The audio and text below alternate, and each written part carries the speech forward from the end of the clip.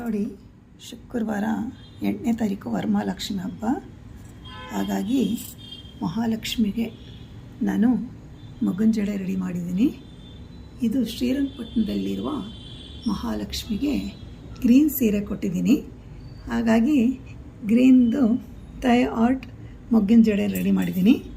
ನಮಗೆ ಜಯಂತಿ ಮ್ಯಾಮ್ ಮಗುನ ಜಡೆ ಮಾಡೋದು ಹೇಳಿಕೊಟ್ಟಿದ್ರು. ಹಾಗಾಗಿ ನಾನು ಟ್ರೈ ಮಾಡಿ ಈ ಥರ ಮಾಡಿದ್ದೀನಿ. ಇನ್ನೂ ನೀಟಾಗಿ ಬರಬೇಕು, ಆದರೆ ನನಗೆ ಹುಷಾರಿಲ್ಲ. ಹಾಗಾಗಿ ಇವಾಗ ಇಷ್ಟರ ಮಟ್ಟಿಗೆ ನಾನು ಮಾಡಿದ್ದೀನಿ ಅಂತ ತೊಗೊಂಡೋಗಿ ದೇವ್ರಿಗೆ ಮುಡಿಸಿ ನೋಡಿದ್ಮೇಲೆ ನನಗೆ ತುಂಬ ಖುಷಿಯಾಗುತ್ತೆ. ನಮ್ಮ ಮಹಾಲಕ್ಷ್ಮಿಗೂ ಇಟ್ಬಿಟ್ಟು ತೊಗೊಂಡೋಗೋಣ ಅಂದ್ಕೊಂಡಿದ್ದೀನಿ. ಒಂದು 5 ನಿಮಿಷ ನಮ್ಮ ಮಹಾಲಕ್ಷ್ಮಿಗೂ ಇಟ್ಟು ನಾನು ತೊಗೊಂಡೋಗಿ ಶ್ರೀರಂಗಪಟ್ಟಣ ಮಹಾಲಕ್ಷ್ಮಿಗೆ ಕೊಟ್ಟು ಮುಡಿಸ್ಲಿಕ್ಕೆ ಹೇಳ್ತೀನಿ. Happy work. ನೋಡಿ ಎಷ್ಟು ದೊಡ್ಡದು. ಜಯಂತಿ ರತನ್ ಮೇಡಮ್ಮು ತಾಯಿ ಆರ್ಟಲ್ಲಿ ಸ್ವಾಸ್ತಿಕ್ ಹೇಳ್ಕೊಟ್ಟಿದ್ದಾರೆ. ಹಾಗಾಗಿ ನಾನು ಮಲ್ಲಿಗೆ ಮೊಗ್ಗು ತರೋಕ್ಕೆ ಅಂತ ಮಾರ್ಕೆಟ್ಗೆ ಹೋಗಿದ್ದೆ. ಮೊನ್ನೆ ನಾನು ನಂದಬಟ್ಲು ಹೂವಿನಲ್ಲಿ ಮಾಡೋಣ ಅಂದ್ಕೊಂಡೆ. ಅದಾದರೆ 10 ದಿನ ಇರುತ್ತೆ. ಆದರೆ ನಾನು ಇದ್ದಾಗ ಇನ್ನೂ 4 ಅವರ್ಸ್ ಕಾಯಬೇಕು ಅಂತಂದರು. ಹಾಗಾಗಿ ಮಲ್ಲಿಗೆ ಮೊಗ್ಗನ್ನೇ ತೊಗೊಂಬಂದ್ಬಿಟ್ಟೆ. ಆದರೆ ನಾನು ಮಲ್ಲಿಗೆ ಮೊಗ್ಗಲ್ಲಿ ಮಾಡಿರೋದೇ ತುಂಬ ಸ್ಮೆಲ್ ಇದೆ. ಹಾಗಾಗಿ ಇದಕ್ಕೆ ಮರ್ಗನೂ ಕೂಡ ಹಾಕಿ ನಾನು ಡೆಕೋರೇಷನ್ ಮಾಡಿದ್ದೀನಿ. ತುಂಬ ಸ್ಮೆಲ್ ಇದೆ. ನೋಡಲಿಕ್ಕೆ ಅಷ್ಟು ಚೆನ್ನಾಗಿ ಬಂದಿಲ್ಲ, ಯಾಕೆಂದರೆ ನನಗೆ ಹುಷಾರು ಕೂಡ ಇಲ್ಲ. ಹಾಗಾಗಿ ಇರೋದ್ರಲ್ಲಿ ಬಿಲ್ಲೆಗಳನ್ನ ಮಾಡಿದ್ದೀನಿ. ಹಾಗಾಗಿ ನನಗೆ ಖುಷಿ ಆಗ್ತಾಯಿದೆ. ಇಷ್ಟಾದರೂ ಮಾಡಿದ್ದೀನಲ್ವಾ ಅಂತ ಹೇಳಿ. ಯಾಕೆ ಅಂತಂದರೆ ನಾಡಿದ್ದು ವರಮಹಾಲಕ್ಷ್ಮಿ ಹಬ್ಬ ಇದೆ. ಆಮೇಲೆ ಶನಿವಾರ ಕಾಂಪಿಟೇಷನ್ ಇದೆ. ಯಾವುದಕ್ಕೆ ಏನು ಮಾಡಬೇಕು ಅಂತಲೇ ನನಗೆ ಗೊತ್ತಾಗ್ತಾಯಿಲ್ಲ. ಆದಷ್ಟು ನಾನು ಇಷ್ಟನ್ನು ಮಾಡಿದ್ದೀನಿ.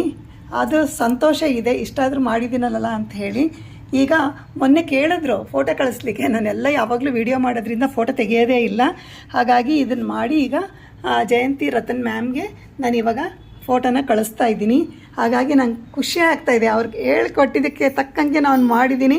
ಹಾಗಾಗಿ ಅವ್ರಿಗೆ ಇವಾಗ ಕಳಿಸ್ಕೊಡ್ತೀನಿ ಫೋಟೋನ.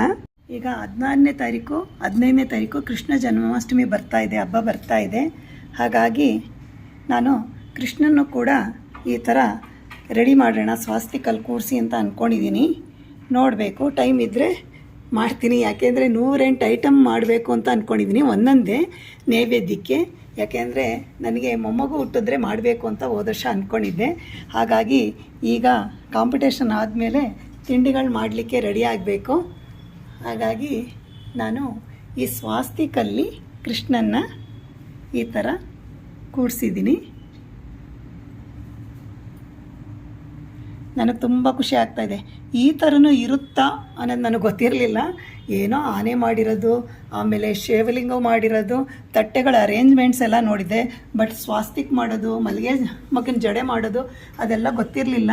ಅಲ್ಲಿ ಮ್ಯಾಮ್ ಹೇಳ್ಕೊಡ್ಬೇಕಾದ್ರೂ ನಾನು ಹೇಳ್ತಾ ಇದ್ದೆ, ಅಯ್ಯೋ ವರಮಹಾಲಕ್ಷ್ಮಿ ಹಬ್ಬಕ್ಕೆ ನಾನು ಏನೂ ಮಾಡೋಕ್ಕಾಗಲ್ಲ ಅಂತ. ಅದಕ್ಕೆ ಮೇಡಮ್ ಹೇಳ್ತಾಯಿದ್ರು ಮನಸ್ಸಿದ್ರೆ ಮಾರ್ಗ ಅಂತ. ಹಾಗಾಗಿ ನಾನು ಮನಸ್ಸು ಮಾಡಿಬಿಟ್ಟಿದ್ದೀನಿ. ಹಾಗಾಗಿ ಮನಸ್ಸು ಮಾಡಿರೋದ್ರಿಂದ ಈಗ ಮಲ್ಲಿಗೆ ಮೊಗ್ಗಿನ ಜಡೆನೂ ಮಾಡಿದ್ದೀನಿ ದೇವರಿಗೆ. ಆಮೇಲೆ ಇದಕ್ಕೆ ಕೃಷ್ಣನ ಜನ್ಮಾಷ್ಟಮಿ ಇದನ್ನು ಮಾಡಬೇಕು ಅಂತ ಇವಾಗ ಟ್ರಯಲ್ ಮಾಡಿದ್ದೀನಿ. ಮುಂದಕ್ಕೆ ನೋಡೋಣ. ನಂದು ಬಟ್ಲು ಹೂನಲ್ಲೇ ಮಾಡ್ತೀನಿ ನಾನು ನೆಕ್ಸ್ಟು ಹಬ್ಬಗಳಿಗೆ. ಈಗ ಗಣೇಶ ಹಬ್ಬ ಬರ್ತಾ ಇದೆ. ಆಗಸ್ಟ್ 27ನೇ ತಾರೀಕು ಗಣೇಶ ಹಬ್ಬ. ಹಾಗಾಗಿ ನಾನು ಈ ಸ್ವಾಸ್ತಿಕಲ್ಲಿ ಗಣೇಶನ ಕೂಡಿಸಿದ್ದೀನಿ. ನೋಡಿ, ಸ್ವಾಸ್ತಿಕಲ್ಲಿ ಗಣೇಶನ ಕೂಡಿಸಿ ಈ ಥರ ಅರೇಂಜ್ ಮಾಡಿದ್ದೀನಿ. ನನಗೆ ಹಬ್ಬದಲ್ಲಿ ಈ ತಾಯಿ ಆರ್ಟ್ ಕಲ್ತಿರೋದು, ಅದು ಹಬ್ಬದ ಹತ್ರನೇ ನಾನು ಕ್ಲಾಸ್ಗೆ ಹೋಗಿದ್ದು ತುಂಬ ಖುಷಿ ಅನ್ನಿಸ್ತಾ ಇದೆ. ಜುಲೈನಲ್ಲ ಏನಾದರೂ ನಾನು ಈ ಕ್ಲಾಸ್ಗೆ ಹೋಗಿದ್ದೆ ಖಂಡಿತ ಕಾಂಪಿಟೇಷನ್ಗೂ ಹೋಗ್ತಾ ಇರಲಿಲ್ಲ, ಇದನ್ನೇನು ಮಾಡ್ತಾ ಇರಲಿಲ್ಲ. ಇವಾಗ ತಾನೇ ನಮಗೆ ಕ್ಲಾಸ್ ಮುಗ್ದಿದೆ. ಹಾಗಾಗಿ ಒಂಥರ ಖುಷಿ ಇದೆ. ಕ್ಲಾಸ್ ಮುಗ್ದಿದ್ದಕ್ಕೋ ಅದನ್ನು ಇವಾಗ ನಾವು ಪ್ರಾಕ್ಟೀಸ್ ಮಾಡ್ತಾ ಇರೋದಕ್ಕೂ ಖುಷಿ ಇರೋದ್ರಿಂದ ಇದನ್ನು ಹಬ್ಬಗಳಲ್ಲಿ ಮಾಡೋಣ ಅಂತ ಅಂದ್ಬಿಟ್ಟು ಎಷ್ಟೇ ಕಷ್ಟ ಇರಲಿ, ಜ್ವರ ಇರಲಿ, ಆದ್ರೂ ಇದನ್ನೆಲ್ಲ ರೆಡಿ ಮಾಡಿದ್ದೀನಿ. ನೋಡಬೇಕು, ಹಬ್ಬಕ್ಕೇನೋ ರೆಡಿ ಮಾಡ್ಕೊಂಬಿಟ್ಟೆ. ಬಟ್ ಕಾಂಪಿಟೇಷನ್ಗೇನೋ ನಾನು ರೆಡಿ ಮಾಡ್ತೀನಾ ಇಲ್ವಾ ಅನ್ನೋದೊಂದು ಡೌಟ್ ಇದೆ. ನೋಡೋಣ, ದೇವ್ರ ಶಕ್ತಿ ಕೊಡಲಿ, ಮಹಾಲಕ್ಷ್ಮಿ ಶಕ್ತಿ ಕೊಡಲಿ ಕಾಂಪಿಟೇಷನ್ಗೆ ಇಡೋಕ್ಕೆ ಅಂತ ನಾನು ದೇವರಲ್ಲಿ ಕೇಳ್ಕೊತೀನಿ. ನನಗೇನಂದರೆ ಪ್ರೈಸೆಲ್ಲ ಮುಖ್ಯ, ನಾವು ಪಾರ್ಟಿಸಿಪೇಷನ್ನ ಮುಖ್ಯ ಅಂತ ಹೇಳಿ ನಾನು ಪಾರ್ಟಿಸಿಪೇಟ್ ಮಾಡ್ತಾಯಿದ್ದೀನಿ. ಯಾಕೆಂದರೆ ನನಗೆ ಏಜ್ ಆಗಿರೋದ್ರಿಂದ ನೀಟಾಗಿ ಮಾಡಲಿಕ್ಕೆ ಆಗೋದಿಲ್ಲ. ಹಾಗಾಗಿ ಬೆನ್ನು ಕೂಡ ಪ್ರಾಬ್ಲಮ್ ಇರೋದ್ರಿಂದ ನನಗೆ ಎಚ್ಚೊತ್ತು ಕೂತ್ಕೊಳ್ಳೋಕ್ಕೂ ಆಗಲ್ಲ. ಹಾಗಾಗಿ ಹೇಗೋ ಇರೋದ್ರಲ್ಲಿ ನಾನು ಇಷ್ಟು ಮಾಡಿದ್ದೀನಿ. ನೀವುಗಳು ಟ್ರೈ ಮಾಡಿಬಿಡಿ. ಇನ್ನೂ ತುಂಬ ಚೆನ್ನಾಗಿ ಮಾಡ್ತೀರಾ ನೀವೆಲ್ಲ ಅಂತ ಅಂದ್ಕೊಂಡಿದ್ದೀನಿ. ಟ್ರೈ ಮಾಡಿ ನಮ್ಮ ಗ್ರೂಪ್ಗೆ ಹಾಕಿ ನೋಡೋಣ. Thank you. Happy Gauri Ganesha festival.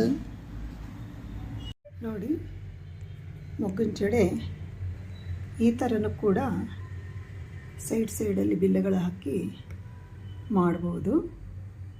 ನೋಡಲಿಕ್ಕೆ ತುಂಬ ಚೆನ್ನಾಗಿ ಕಾಣುತ್ತೆ. ನಾನು ಇಲ್ಲಿ ಹಿಂದಿನ ಕಾಲದಲ್ಲಿ ನಾವು ಹಾಕ್ತಾಯಿದ್ವಲ್ಲ ಆ ಥರ ಹಾಕಿದ್ದೀನಿ. ಆವಾಗ ಎಷ್ಟು ಜನಕ್ಕೆ ಮಗುವಿನ ಜಡೆ ಹಾಕ್ತಾಯಿದ್ದೆ ನಾನು. ಮದುವೆ ಆಗಿ ಒಂದು 10 ವರ್ಷದವರೆಗೂ ನಾನು ಹಾಕಿದ್ದೀನಿ. ನಮ್ಮಮ್ಮ ಬೇಗ ನಾನು ಬರ್ತಾಳೆ ಕನಕಪುರಕ್ಕೆ ಅಂದ್ಬಿಟ್ರೆ ಮಗಳು ತಂದಿಟ್ಬಿಟ್ಟು ಎಲ್ಲ ಮಕ್ಕಳನ್ನೂ ರೆಡಿ ಮಾಡಿರೋರು. ಆವಾಗ ಹೋಗಿ ಮಗುವಿನ ಜಡೆ ಹಾಕ್ತಾಯಿದ್ದೆ. ನನ್ನ ಫ್ರೆಂಡ್ಸ್ಗಳು ಕೂಡ ಎಷ್ಟೋ ಜನ ಮಗುವಿನ ಜಡೆ ಹೇಳ್ಕೊಟ್ಟಿದ್ದಾರೆ. ನನಗೆ ಈ ಮಗುವಿನ ಜಡೆ ಹೇಳ್ಕೊಟ್ಟಿದ್ದು ರಾಜಲಕ್ಷ್ಮಿ ಅಂತ ನಮ್ಮ ಮನೆ ಎದುರುಗಡೆ ಇದ್ದರು, ನಮ್ಮ ರಿಲೇಟಿವು. ಅವ್ರು ನನ್ನ ತಂಗಿಗೆ ಹಾಕಬೇಕಾದ್ರೆ ನಾನು ನೋಡಿಕೊಂಡು ನಾನು ಕಲ್ತ್ಕೊಂಡೆ. ನೋಡಿ, ಇದು ಮಹಾಲಕ್ಷ್ಮಿಗೆ, ವರಮಹಾಲಕ್ಷ್ಮಿಗೆ. ಇದು ಇದರಲ್ಲಿ ಶ್ರೀರಂಗಪಟ್ಟಣದಲ್ಲಿರುವ ಲಕ್ಷ್ಮಿಗೆ ಈ ಟೈಪಲ್ಲಿ ಮಾಡ್ತಾಯಿದ್ದೀನಿ. ಹಾಗಾಗಿ ನನಗೆ ತುಂಬ ಖುಷಿ ಆಗ್ತಾಯಿದೆ. ಈಗ ಮಗುವಿನ ಜಡೆ ಮಾಡಿದ್ದು 2 ಥರನೇ ಹೇಗೆ ಕಾಣುತ್ತೆ ಅನ್ನೋದು ನೋಡಿ. ನಾನೀಗ ಬಾಳೆ ಎಲೆ ಇಟ್ಟು ಅರೇಂಜ್ ಮಾಡಿದ್ದೀನಿ. ಇನ್ನೂ ಹೊಲಿಬೇಕು, ನೋಡೋಣ ಹೇಗೆ ಕಾಣುತ್ತೆ ಅಂಥೇಳಿ ಟ್ರಯಲ್ಲಿದು. ಇದು ನೋಡಿ, ನೀಟಾಗಿ ಇಲ್ಲಿ ಹೊಲಿದಿರೋದು ಅದು ತುಂಬ ಚೆನ್ನಾಗಿ ಬಂದಿದೆ. ಹಾಗಾಗಿ ನಾನು ಜಯಂತಿ ರತನ್ ಮ್ಯಾಮ್ಗೆ ಥ್ಯಾಂಕ್ಸ್ ಹೇಳ್ತೀನಿ, ಅವ್ರು ಹೇಳ್ಕೊಟ್ಟಿದ್ದಕ್ಕೆ.